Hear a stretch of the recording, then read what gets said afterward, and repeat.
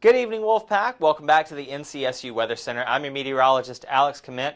Your headlines for today: I have a class-by-class forecast coming up that's going to make you much happier than today did. I also have your Cupid outlook and the week ahead. But first, the reason that it didn't get as warm today as we thought it was is you see this finger of blue here in the western part of the state and this wild temperature change from western North Carolina all the way down to Georgia. The warm front that we were promised sat right around here, but it didn't quite have the energy to make it all the way into our area. In fact, it may have served to reinforce that cold air dome that was stuck in place over our region, and that was what we saw that brought us all of that fog and low visibility earlier this evening. But as we look at a time lapse of the satellite from today, you can see here's the cold front here, and that's moving across the area, and that's going to be out of here and out of our way. This is what we're dealing with right now, but it's going to be well off of our coast as we go into the overnight hours. Your class-by-class forecast is evidence of this. We'll still see those clouds when we get up in the morning, 9 a.m. around 44 degrees, but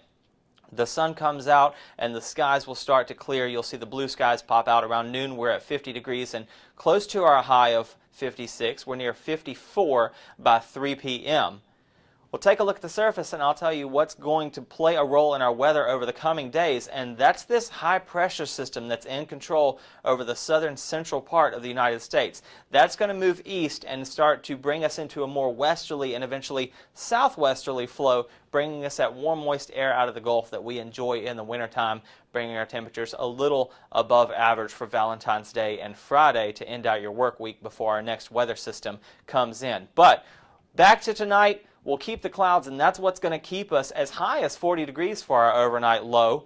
Tomorrow will be a different story. It'll be a little cool, but winds will be west-northwest around 5 to 10 miles per hour, and the sun will come out tomorrow. We'll rise up to 56 degrees. We're going to be warmer just by virtue of having the sun available post-cold front than we were today, just because the clouds were so thick and we couldn't get that solar energy in to warm us up. Because the clouds are going to be gone, though, it makes bad news for tomorrow night's low. We'll be back into the low 30s, near 31 for our overnight low. Without that blanket, it's going to let the heat right out of the atmosphere into space. And then your Cupid outlook, your Valentine's Day forecast, it's looking like a fantastic day. By noon, we're already at 56 degrees, warming up to 61 by 3 o'clock, and then we're back into the mid to low 50s by 8. And you can see clouds do increase as we go throughout the day, but the chance of rain is slim to none. And we'll take a look at your 5-day forecast here.